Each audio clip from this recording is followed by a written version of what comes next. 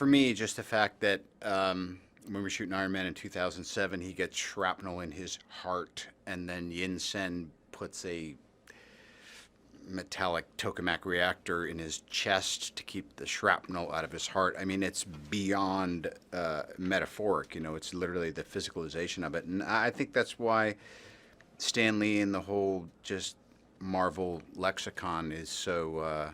You know, it's you know, you still got Thor and Hulk and these other things, but at the heart of it, these are all, you know, they're just these archetypes of kind of broken people. I appreciate that there's a modicum of desperation going on in this during the Civil War of it all. He's like, man, we need backup and who's available and all that, and he kind of got a lead on a prospect, kind of like a baseball scout.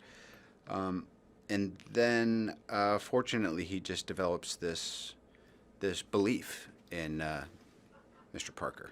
First of all, Tony is unlike many superheroes. He's been in a committed relationship for some time, but just like, you know, if you have a nice wife, she'll say, "Oh, you can flirt, just don't do anything about it." And I really wanted to play that up because, you know, the Aunt May was remarkably different previously, and I've known Marissa for a long time, and she's just a perfect.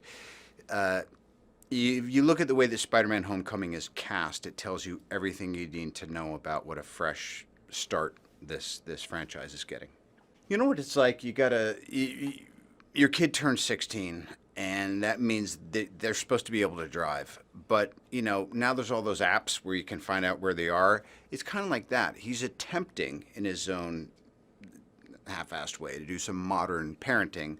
And also, the stakes are a lot higher than are you going to get a ticket or be an offender bender. I mean, you know, lest we forget, he pulled Peter Parker into life and death situations shortly after meeting him, just a year or so ago. He's self-aware enough to know that he might not be making the right decisions, but you do what you can, and he's a lot more personable than he used to be.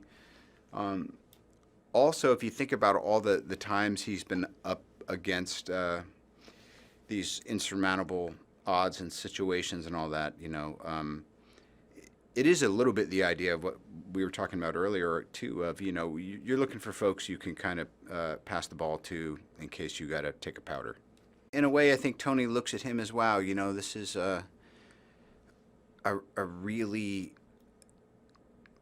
capable kind of, he's got a good moral psychology. He doesn't have the limitations that Tony was born into by being in this military-industrial complex family.